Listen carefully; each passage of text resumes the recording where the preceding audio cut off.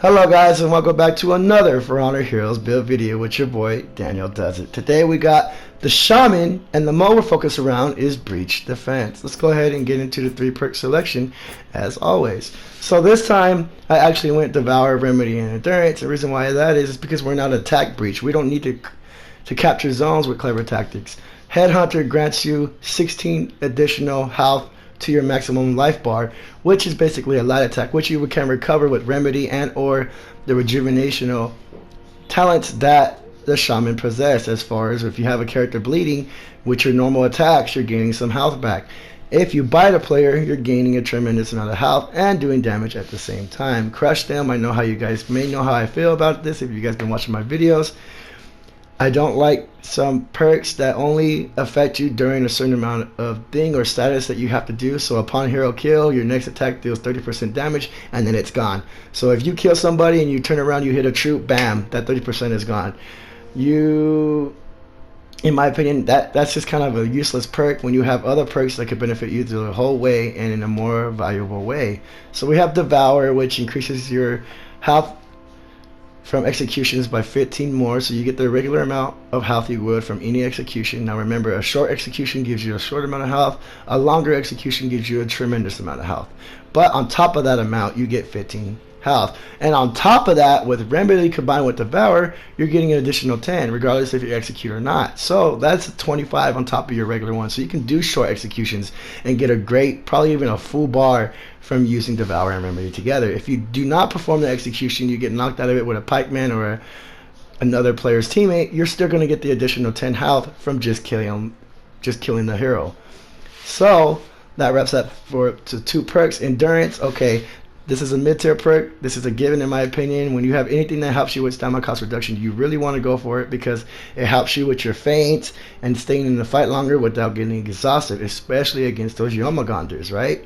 So what this does is every renown level, it gives you a 3% stamina cost reduction to all your attacks and moves that you decide to do.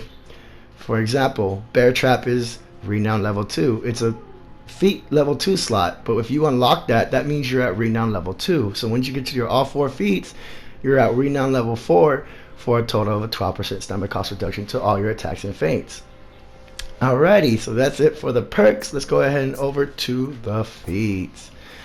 For this section, I decided to go for Stunt Trap. I chose that over Stealth and Rush because it doesn't really matter, in my opinion. When you're a defense, you're going in to attack. If they see you, they see you.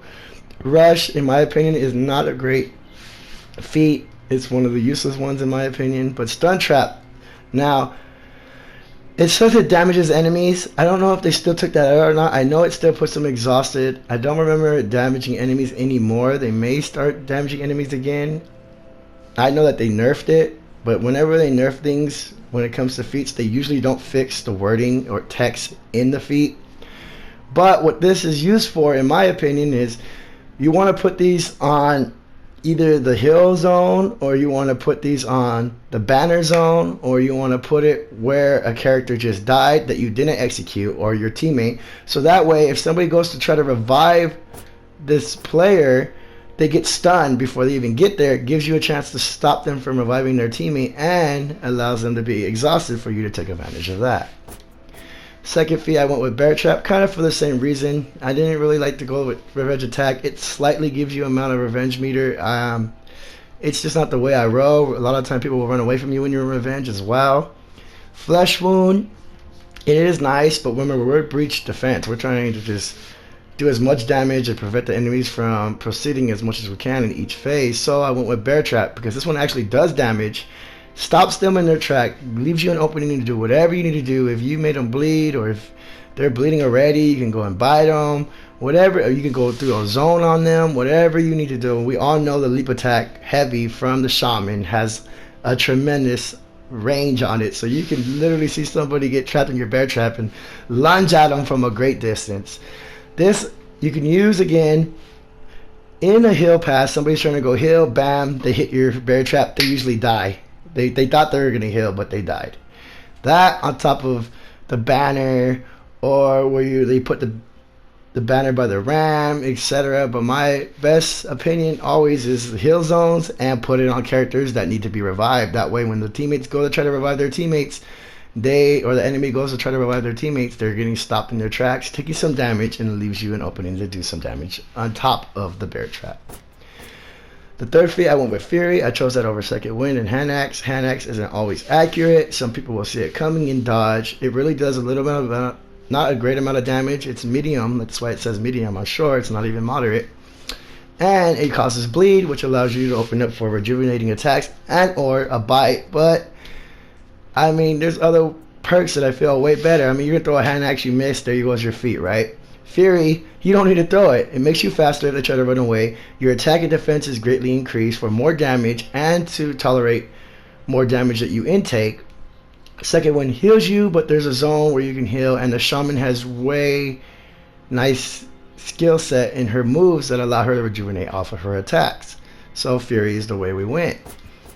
Going on to the fourth feat, I chose Scout over Nail Bomb and Fire Flash, and the reason why that is a given in my opinion. These tend to affect not only the enemies, but it will do damage to you and your allies. And if you're throwing this around your commander, you're just hurting your commander on top of the enemies just for a brief second, but it still is going to hurt your commander. You want to keep your commander alive, so we use Scout to increase the enemies who are marked for death. What it does is it increases their stamina cost reduction, and it also lowers their defense greatly. Not only, I know it says shows up on radar, but we already know everybody's icon shows up on radar. If they're using Scout, they'll show up on your radar. But the difference is what it really trying to say is on the map, when you're playing on the ground or the battlefield, you can see any enemy highlighted through walls. Basically, that's what it means. Through the walls, you can see the enemies highlighted and where they're at. That's it for the Shaman defense build. I really hope you guys enjoyed. Thank you so much for your support and time. I really do appreciate all you guys who love and give me compliments on my build videos. These are my opinion builds in my situation for playing these characters, leveling them up, and just testing them out on the field. I felt like these are the best ways they work. I have other build videos for you guys. All the new heroes coming out I'm going to be covering, which is only 2 new heroes.